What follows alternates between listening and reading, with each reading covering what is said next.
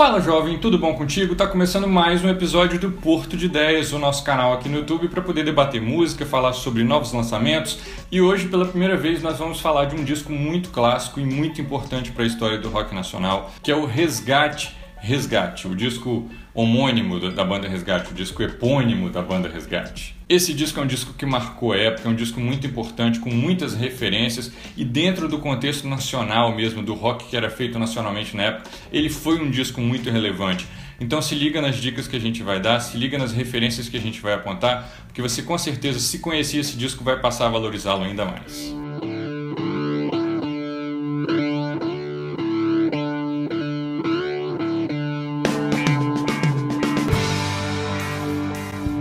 Em primeiro lugar, a gente precisa lembrar que nos anos 90 surgiu um movimento, depois do grunge, do Nirvana e tudo mais, surgiu um movimento chamado Britpop, que é uma alcunha que deram para aquele movimento de rock britânico, que tinha Oasis e Blur brigando ali, e até o próprio Radiohead, que depois foi pro lado do experimentalismo, era uma banda de Britpop quando começou. Era um rock meio anos 60, lembrando aquele rock dos Beatles, atualizado, com novas temáticas, com novas ferramentas tecnológicas. Embora já estivesse bombando no mundo o Britpop, o Oasis já fosse uma banda cultuada, em 97 no Brasil você ainda não encontrava muitos expoentes do Britpop. Esse ano, 97, foi o ano em que o Blur lançou sua música mais icônica, Song Number 2. Você com certeza já ouviu falar dela.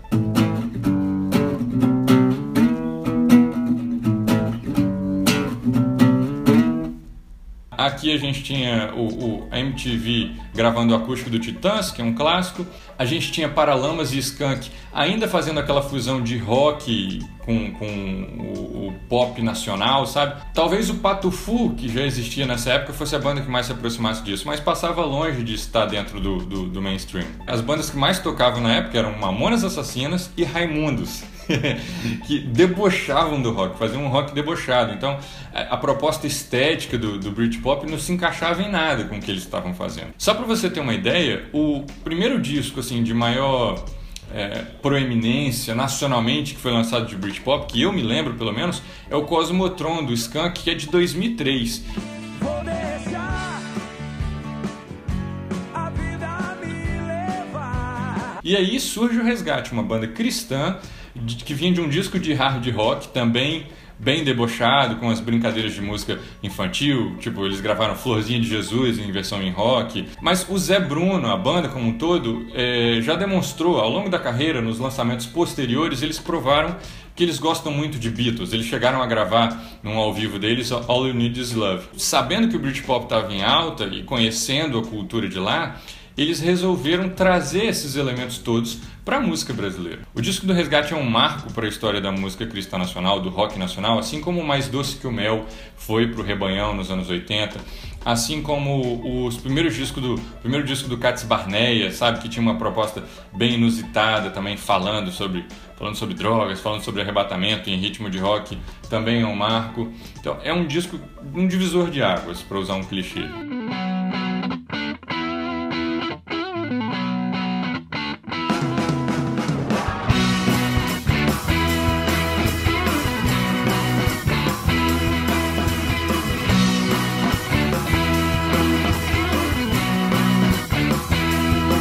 O Resgate sempre foi uma banda com boas letras, mas nesse disco parece que eles tiraram de campo qualquer possibilidade de soar engraçadinho, de fazer, sabe, aquela coisa de fazer uma graça, adotar um tom de brincadeira nas letras, coisas que o Zé Bruno continuou fazendo depois. Mas nesse disco de 97 especificamente, o Resgate está muito focado em ser hermético é a palavra, assim. Uma das canções, por exemplo, chamada E Daí, ele fala, ele saiu antes do caminhão de gás, e isso era mais ou menos umas 10 para as 3, ou umas 9h30, não lembro agora qual horário. Todo mundo diz que ele nem olhou para trás, mas isso pelo menos é o que todo mundo diz. e você não sabe do que ele está falando. Ele está fazendo uma narrativa de um cara que você desconhece, numa situação do cotidiano, você consegue enxergar a cena, você vê a ação dos personagens, enquanto a música vai acontecendo, até que ele chega no refrão e fala: aparência, transparência, quem tem cara não vê o que só Deus pode ver. E aí você consegue sacar do que ele está tratando. Então é uma estratégia genial do ponto de vista das letras, além da questão estética do instrumental.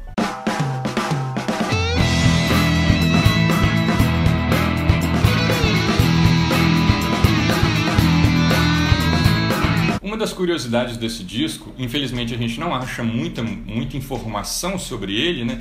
Mas uma informação que estava em um encarte de um outro disco que alguém levou para a Wikipedia, então eu já vou dizer que a informação é da Wikipedia, é que esse disco ele não foi masterizado, ele apenas passou pelo processo de mixagem. O que é o processo de masterização? Falando de uma forma bem simplista, quando você grava uma onda sonora, ela não está no máximo de amplitude, até porque se você gravar com ela no máximo, ela vai estourar, vai rachar, né? Causando a distorção, que por sinal é a essência do efeito de guitarra, é causar exatamente essa distorção de volume.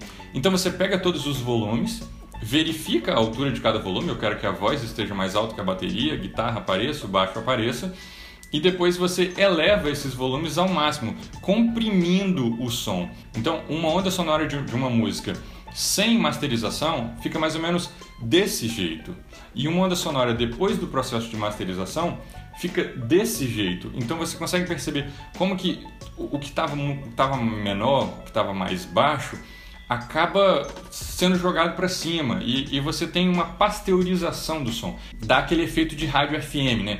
Tudo, o grave aparecendo bastante, o agudo aparecendo bastante, todas as frequências que saem no som do seu carro estão muito à vista. Mas quando você lança um disco sem passar pelo processo de masterização, você tem um som mais cru. Os Beatles, por sinal, revolucionaram o processo de gravação, podendo passar várias vezes por cima da mesma fita e gravando, mesmo com uma mesa de poucos canais, conseguiram gravar muitos instrumentos. Mas antigamente as bandas gravavam todas tocando juntas, entendeu?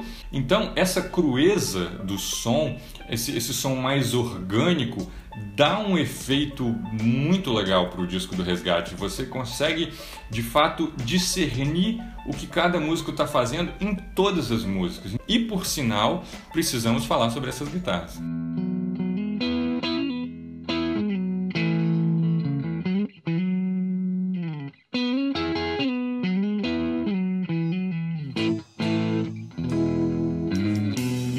Eles utilizam tremolo ou trêmolo, eles utilizam flanger, eles utilizam a tradicional distorção, eles passam por diferentes efeitos na produção do disco. Isso desperta a atenção do ouvinte para uma sonoridade completamente nova dentro da história da banda.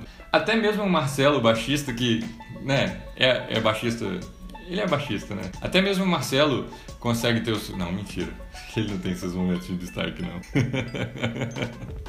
Mas o coração desse disco são mesmo as baterias do Jorge Bruno. Ele consegue fazer aquelas rufadas de caixa de um jeito que ele nunca mais conseguiu fazer. Você pega ele tocando as músicas desse disco ao vivo agora, nos anos 2000, e você vê que não fica a mesma coisa. O som que eles conseguiram tirar daquela bateria e a inspiração que ele tava para poder fazer todas as viradas do disco são impressionantes, Todas viradas que você tá ouvindo, você quer fazer junto. É impressionante.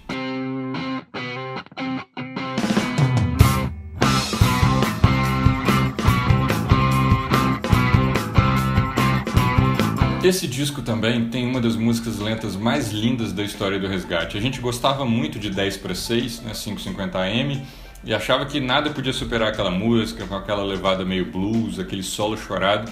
E aí eles fazem Em Todo Lugar, que é uma música construída toda em cima de uma base de guitarra. A guitarra é muito simples do ponto de vista do efeito, mas o arranjo que conduz a música, todo mundo tentou imitar, todo mundo tentou tirar aquilo alguma vez no violão. E é uma música com uma letra linda, baseada numa passagem bíblica também. Por sinal, esse disco marca isso, né? Depois entra a música em inglês, que faz referência a um salmo também, falando que a vida é como a fumaça que o vento dispersa, né? ele canta em inglês, então eu imagino que seja essa a referência que ele esteja fazendo. Mas Em Todo Lugar é de fato uma das músicas mais lindas da história do Resgate. Ela é muito marcante, a letra é muito bonita. O solo também é muito chorado, sabe? O bend, aquela esticada de corda que o Zé Bruno dá, esticada de corda demora para chegar na nota, sabe? É uma música linda, vale a pena você ouvir. Então, se eu dissesse o que você deve ouvir nesse disco, eu diria todas as músicas, todas elas conversam entre si. Você percebe que tem uma costura naquele disco. Ele tem 30 minutos no máximo, ele é um disco muito rapidinho, que passa rápido e você fica com a sensação de querer ouvir mais dele. Então é isso, espero que tenham curtido essa dica, espero que ouçam o disco. Ele está no Spotify, coisa boa, né? Geralmente disco antigo, assim, nem sempre você consegue achar. Ouçam o disco, digam aí qual música que vocês gostam mais no comentário, se alguma música marcou vocês, se vocês já conheciam o disco ou não. Novas sugestões, fiquem à vontade para sugerir no Twitter, para sugerir aqui nos comentários. E é isso, nos vemos na próxima segunda-feira. Um abraço.